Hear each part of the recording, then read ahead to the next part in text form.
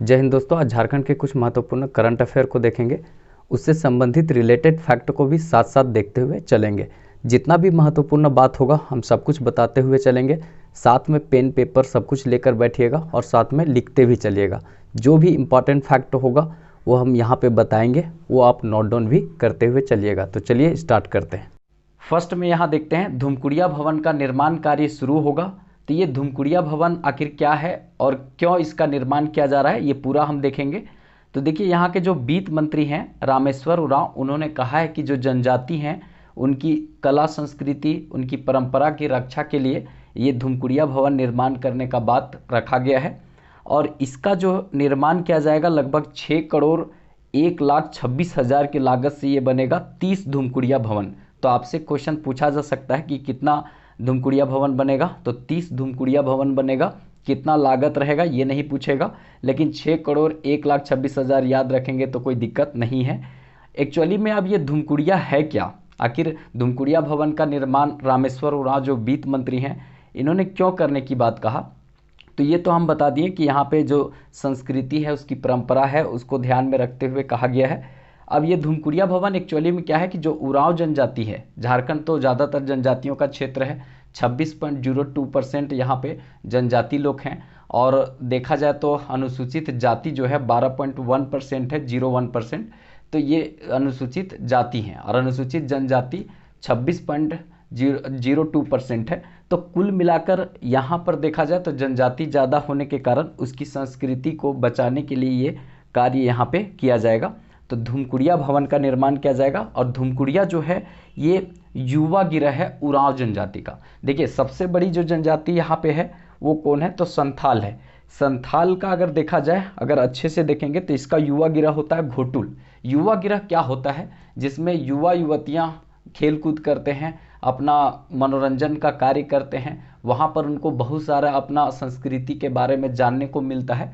तो धूमकुड़िया में बोला जाए तो प्रारंभिक शिक्षा बच्चों को वहीं से मिलता है। कहने का मतलब है कि धूमकुड़िया उरांव जनजाति का है, इसी तरह से संथाल का अगर देखा जाए तो घोटुल होता है। उसी तरह से अगर आपका मुंडा को देखा जाए तो मुंडा का होता है गीती ओड़ा। इसी तरह से सूर्या पहाड़िया में देखा जाए तो कोड़वाह कोड़वा होता है। और हो में देखेंगे तो स्ट्रेट तुड़तुड़ कहलाता है। ये सब युवा गिरह है, इसको थोड़ा याद रखिएगा। जैसे उरांव में धूमकुड़िया होता है, उसी तरह से संथाल में घोटुल होता है, बिरहोर में टंडा होता है, मुंडा में जो होता है युवा गिरह उसको कहते हैं गीती ओड़ा, और सूर्या पहाड़िया में कोड़वा होता है। तो कम से कम इतना याद रखिएगा, बहुत अच्छा क्वेश्चन पूछा जाता है कि किसका युवा गिरह कौन सा है। ठीक है, तो युवा गिरह बेसिक चीज़ होता है जिसमें बच्चे खेलते हैं कूदते हैं। प्रारंभिक शिक्षा एक प्रकार से बच्चों को युवा गिरह से प्राप्त होता है। देखिए, एसटी में अनुसूचित जनजाति में सबसे ज़्यादा पढ़ा लिखा आपको मिलेगा उरांव, और एससी में सबसे ज़्यादा पढ़ा लिखा झारखंड में है आपका धोबी। तो ये भी कभी क्वेश्चन पूछ ना दे, तो इसको थोड़ा ध्यान रखिएगा। देखिए, हाल ही में चर्चे में रही है जनसीता करकेट्टा। देखिए, जनसीता करकेट्टा जो है वो क्यों चर्चे में रही है, देखिए ये पश्चिमी सिंहभूम से संबंधित हैं। पश्चिमी सिंहभूम झारखंड का एक जिला है जो सबसे बड़ा क्षेत्रफल में जिला है। ये जंगल भी सबसे ज़्यादा इसके पास क्षेत्रफल में है। तो यहाँ से आती हैं जनसीता करकेट्टा। एक नीलिम्मा करकेट्टा है, तो नीलिम्मा करकेट्टा की बहन हुई नहीं है। नीलिम्मा करकेट्टा जो है वो जेपीएससी के चेयरमैन बनी है। ये है जनसीता करकेट्टा। तो जनसीता करकेट्टा जो है वो पश्चिमी सिंहभूम में रहती हैं और ये युवा कवित्री हैं और इसके साथ साथ स्वतंत्र पत्रकार हैं। ये क्या करती हैं, तो ये बहुत अच्छा कविता गाती हैं। तो इसको जो है वो फोर्ब्स इंडिया ने इसको सेल्फ मेड वीमेन 2022 में चयन किया है। तो ये बहुत इम्पॉर्टेंट होता है, मतलब कि फोर्ब्स इंडिया ने सेल्फ मेड वीमेन 2022 के सूची में इनको सूचीबद्ध किया है। किनको, जनसीता करकेट्टा को। तो जनसीता करकेट्टा का एक कविता पढ़ लीजिएगा, बहुत अच्छा मतलब कविता लिखती है। ये स्वतंत्र पत्रकार भी है और बहुत युवा हैं। आप अगर जनसीता करकेट्टा को एक बार सर्च कर लीजिएगा तो आपको देखने को मिलेगी। ये पश्चिमी सिंहभूम से संबंधित है। तो पश्चिमी सिंहभूम से संबंधित कुछ अन्य बात देख लेते हैं जहाँ से बहुत अच्छा हॉट क्वेश्चन पूछा जा सकता है। जैसे आपसे पूछा जाएगा कि 700 पहाड़ियों का क्षेत्र कहाँ है, तो पश्चिमी सिंहभूम में है। पश्चिमी सिंहभूम का क्षेत्रफल पूरा झारखंड में सबसे बड़ा जिला है ये, ठीक है। 7224 वर्ग किलोमीटर में फैला हुआ है। क्षेत्रफल में सबसे ज़्यादा जंगल भी इसके पास भी है। और अगर आपसे पूछा जाए कि जो लिंगानुपात होता है वो 1005 महिलाओं पर 1000 पुरुष हैं। झारखंड में सबसे ज़्यादा लिंगानुपात जो है ये पश्चिमी सिंहभूम का ही है। यहाँ पे चिरैया क्षेत्र है जो आपका संबंधित है लो अयस्क से, ये भी क्वेश्चन पूछता है। इसके बाद बारामजादा ग्रुप का संघ है जहाँ पे सबसे ज़्यादा झारखंड में लोहा यहीं पे पाया जाता है। और लोहा जो है देखा जाता है, किस तरह का लोहा सबसे ज़्यादा पाया जाता है आप लोग कमेंट करके बताइएगा, ठीक है। और अगर देखा जाए तो बारामजादा ग्रुप में सबसे ज़्यादा यहाँ का क्षेत्र आता है। फिर उसके बाद पोरहाट का जो क्षेत्र है यहाँ पर है, जहाँ पे राजा अर्जुन सिंह से संबंधित एरिया है जो 1857 की क्रांति में महत्वपूर्ण योगदान दिए थे। कोल्हान जो है उसका मुख्यालय चाईबासा इसके अंदर में इधर पड़ता है। तो ये सब चीज़ थोड़ा सा ध्यान में रखिएगा। पश्चिमी सिंहभूम में चिरैया, गोवा, जामदा कॉम्प्लेक्स, फिर उसके बाद बारामजादा ग्रुप, ये सब लो अयस्क के लिए जाना जाता है। सबसे ज़्यादा लोहा जो है वो झारखंड में इसी क्षेत्र से निकाला जाता है, तो इसको भी थोड़ा ध्यान में रखिएगा जितना भी क्वेश्चन होगा। और पश्चिमी सिंहभूम बना कब था, तो ये 1990 ईस्वी में ये बना था, मतलब पूर्वी सिंहभूम पश्चिमी सिंहभूम अलग हुआ था। कोल्हान प्रमंडल 2003 में ईस्वी में बना था जिसका मुख्यालय जो है वो चाईबासा है। तो इन सभी बातों को थोड़ा ध्यान में रखिएगा, बहुत अच्छा यहाँ से क्वेश्चन पूछा जा सकता है। हिरनी जलप्रपात जो है वो यहीं पर है, ठीक है। नेक्स्ट देखते हैं, कोडरमा को डिजिटल इंडिया अवार्ड दिया गया है। मतलब कोडरमा को डिजिटल इंडिया अवार्ड से सम्मानित किया गया है कोडरमा जिला को, तो बहुत गौरव की बात है झारखंड के लिए। डिजिटल इंडिया अवार्ड से कोडरमा जिला को सम्मानित किया गया है। मतलब ज़्यादातर कार्य ये डिजिटलाइज करने के क्षेत्र में इसको दिया गया है, तो बहुत अच्छा यहाँ से क्वेश्चन बनेगा कोडरमा से। और कोडरमा से ही एक और महत्वपूर्ण बात आता है कि जो कोडरमा जिला में खुलेगा आर्चरी सेंटर, आर्चरी मतलब तीरंदाजी सेंटर खुलेगा, ठीक है। कोडरमा में खुलेगा आर्चरी सेंटर, तो ये भी याद रखिएगा कि कोडरमा को डिजिटल इंडिया अवार्ड दिया गया है और कोडरमा में ही खुलेगा क्या, तो आर्चरी सेंटर।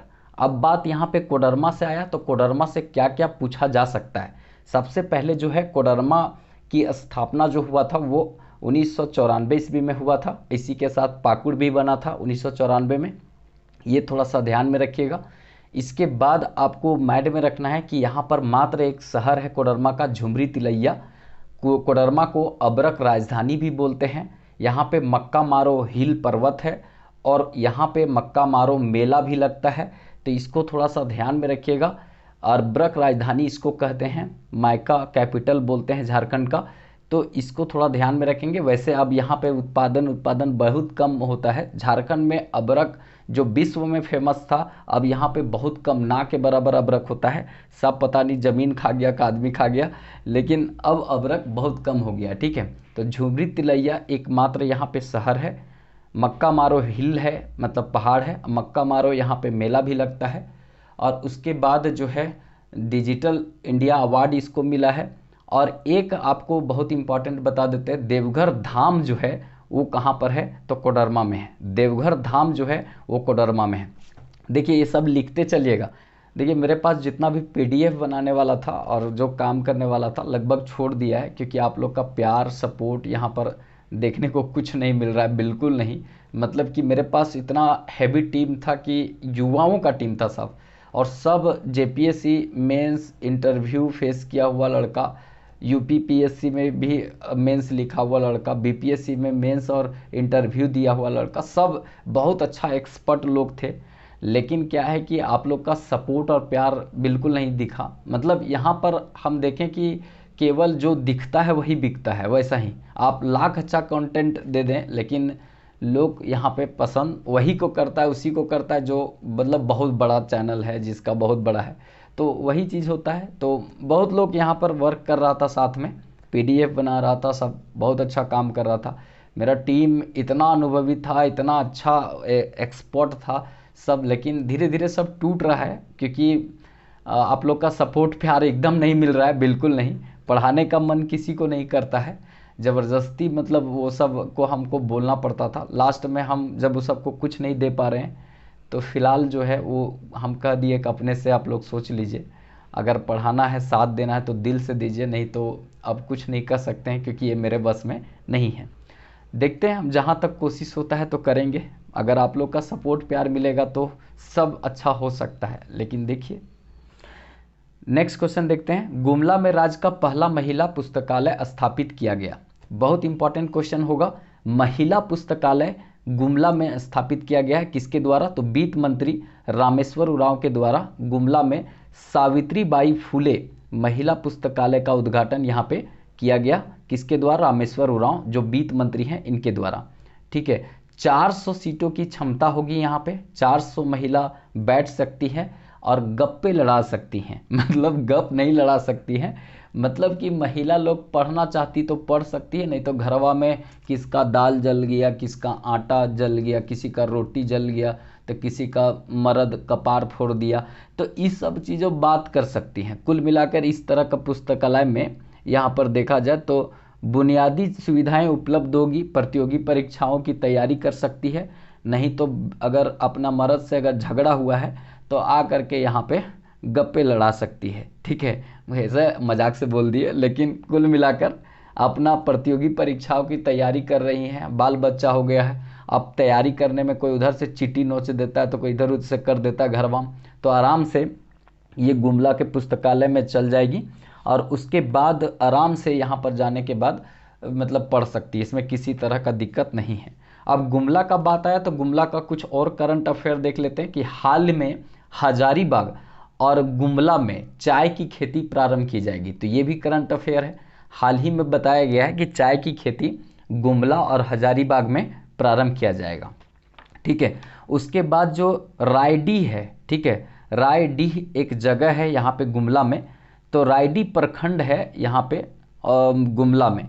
तो यहाँ के जो उपायुक्त हैं सुशांत गौरव, तो इन्होंने कहा है कि रायडीह का जो मांदर है उसको जीआई टैग दिलाएंगे।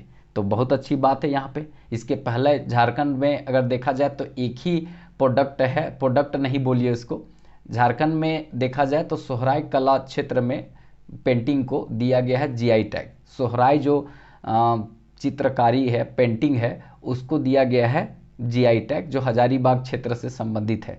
ठीक है, हजारीबाग के सारे दीवार में देखेंगे सोहराय और कोहबर पेंटिंग किया होता है, तो उसी को यहाँ पे जीआई टैग मिला है। झारखंड का एकमात्र जीआई टैग मिला है सोहराय पेंटिंग को।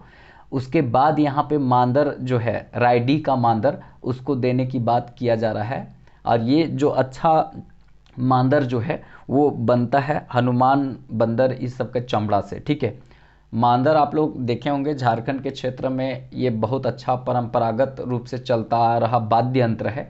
बोला जाता है ये सबसे प्राचीनतम वाद्य यंत्रों में से एक है मांदर। तो इसको अगर अंतर्राष्ट्रीय पहचान, राष्ट्रीय जीआई टैग के द्वारा राष्ट्रीय पहचान अगर दी जाएगी तो इससे क्या होगा कि यहाँ के लोगों का इनकम बढ़ेगा, इसका मांग देश में पूरा तरीक़ा से फैलेगा, तो इसका जो फ़ायदा है यहाँ के लोगों को मिलेगा। तो ऐसा इनका कहना है सुशांत गौरव का, जो यहाँ के उपायुक्त हैं। तो ये बहुत बढ़िया पहल यहाँ पे बोला जा सकता है। जीआई टैग, जीआई जो है टैग बहुत इंपॉर्टेंट रहेगा और एकमात्र सोहराय को यहाँ मिला है झारखंड में। अब यहाँ पे बात आया गुमला से, तो गुमला में पालकोट वन्य अभ्यारण्य है, प्रेमा घाट जलप्रपात है, सदनी घाट जलप्रपात है। ठीक है, उसके बाद अगर यहाँ पे देखा जाए तो बहुत इम्पॉर्टेंट होगा, यहाँ पे अंजन धाम है। ठीक है, अंजन धाम भी यहाँ पे है।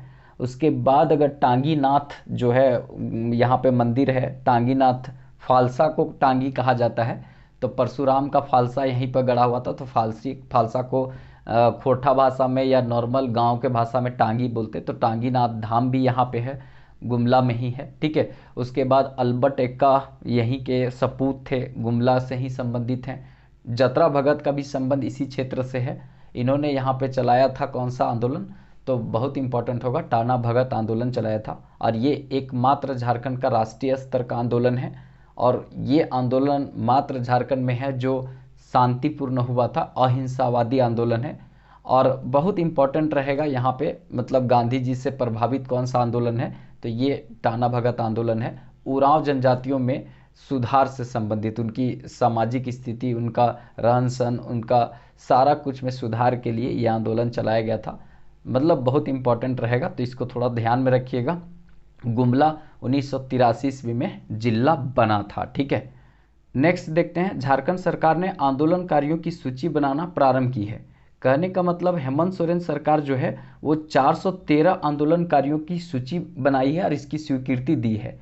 कहने का मतलब वैसे लोग जो झारखंड के क्षेत्र से हैं और राष्ट्रीय और उसके बाद राज्य के आंदोलन में सक्रिय भूमिका निभाए थे, अंग्रेजों से मुक्ति दिलाने में या झारखंड गठन करने में या झारखंड को अलग राज्य के रूप में अस्तित्व में लाने में, तो जिन्होंने भी झारखंड के हितों के लिए अपना योगदान बढ़ चढ़ के दिया था उनको यहाँ पे सूचीबद्ध किया गया है, 413 आंदोलनकारियों को।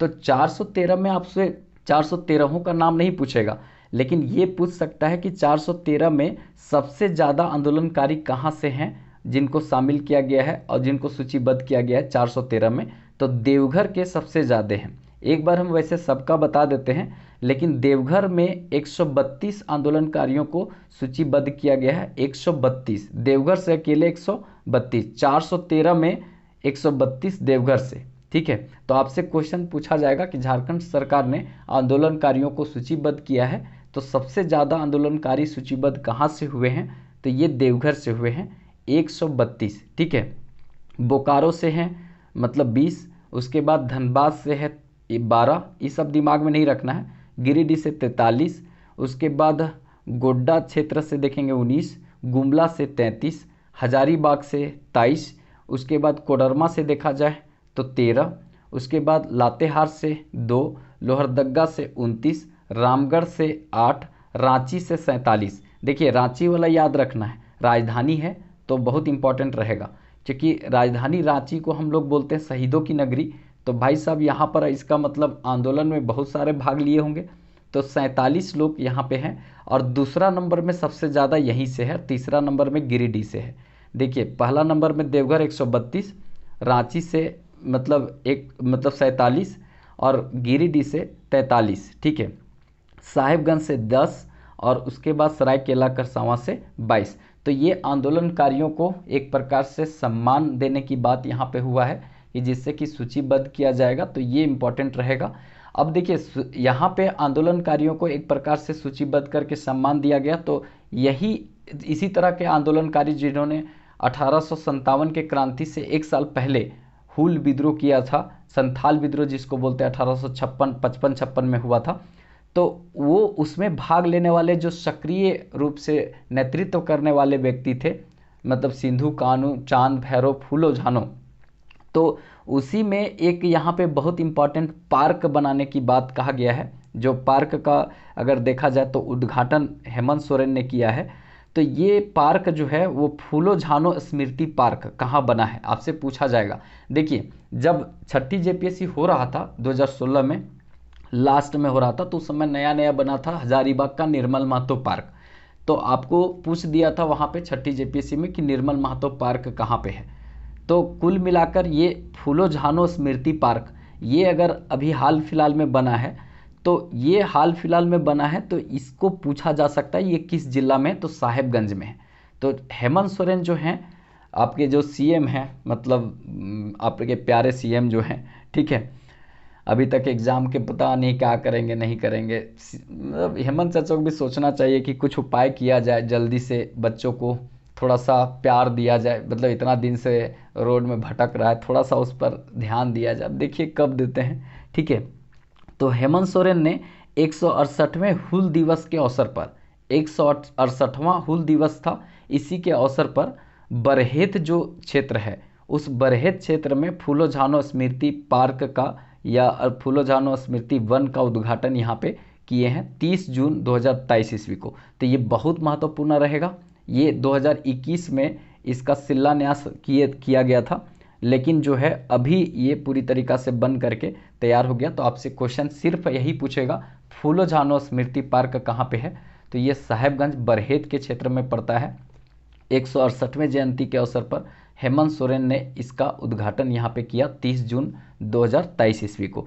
तो ये बहुत इम्पॉर्टेंट रहेगा, मतलब बहुत बढ़िया रहेगा। 2.57 हेक्टेयर क्षेत्र में ये फैला हुआ है पूरी तरीक़ा से, और ज़्यादा कुछ आपसे नहीं पूछेगा, बस इतना ही पूछेगा। इसको थोड़ा सा ध्यान में रखेंगे। देखा जाए तो बीच में तालाब भी है, बहुत अच्छा मनमोहक दृश्य यहाँ पर देखने को मिलेगा। कई प्रकार के फूल यहाँ पे रखे गए हैं, बच्चों के खेलने के लिए मतलब उस सब का झूला वूला की भी व्यवस्था है। तो ये सब पार्क में होता ही है, ठीक है। तो इतना दिमाग में नहीं रखना, बस फूलो झानो स्मृति पार्क कहाँ पे है, तो साहेबगंज के क्षेत्र में है, बरहेट में, ठीक है। और बरहेट ही क्षेत्र रहा था सिंधु कान्हू, चांद भैरव और फूलो झानो, ये सब भाई बहन थे एक परिवार के। और सब पूरी तरीका से मतलब जो संथाल विद्रोह हुआ था, जिसको खूनी क्रांति बोलते हैं, जिसको हुल विद्रोह भी कहते हैं, ठीक है। तो इसमें ये सब एक प्रकार से शहीद हुए थे कुल मिलाकर एक संथाल विद्रोह में, इसीलिए इसको खूनी विद्रोह भी कहते हैं। तो बहुत महत्वपूर्ण विद्रोह रहा है, जब हम इसको पढ़ाएंगे तो डिटेल से बताएंगे। तो ये बहुत इंपॉर्टेंट करंट अफेयर रहा। तो अगर आपको अच्छा लगता हो तो थोड़ा अपने दोस्तों को भी शेयर कीजिए, क्योंकि अगर आप लोग का सपोर्ट, अगर प्यार मिलेगा, तभी मेरा पूरा टीम साथ मिल करके काम कर पाएगा, नहीं तो फिर हम अकेले कितना करेंगे। मतलब हम सोच रहे थे कि इसको इतना कुछ आप लोग को दिया जाए कि आप लोग को शायद वो पेड कोर्स में भी नहीं मिलता होगा, लेकिन क्या है कि आप लोग का कहीं भी इंटरेस्ट अब नहीं देखने को मिल रहा है। बीच में लगा था कि बहुत अच्छा चल जाएगा, लेकिन फिर उसके बाद मतलब ऐसा चल रहा है जैसे कि लग रहा है कि उल्टा चल रहा है। हम इसीलिए ना अब कभी सब्सक्राइब करने बोलते हैं, ना अब कुछ नहीं बोलेंगे, क्योंकि सब्सक्राइब करने बोलते हैं तो उल्टा और कम हो जाता है, तो लोग डीमोटिवेट हो जाता है, काम करने में इंटरेस्ट नहीं रखता है। फिर भी आप जैसे तैसे पढ़ा रहे हैं कि मतलब एक इंटरेस्ट अंदर से, मतलब ऊर्जा बन के पढ़ा पाते थे ना, नहीं पढ़ा पाते हैं, क्योंकि आप लोग का एकदम साथ नहीं मिल रहा। रियल बोले तो मतलब जो होता है हम क्लियर बोलते हैं दिल से, ठीक है। अगर आप लोग का सहयोग साथ मिलेगा तो ही हम चला पाएंगे, ठीक है। तो चलिए फिर मिलेंगे नेक्स्ट वीडियो में, तब तक के लिए जय हिंद।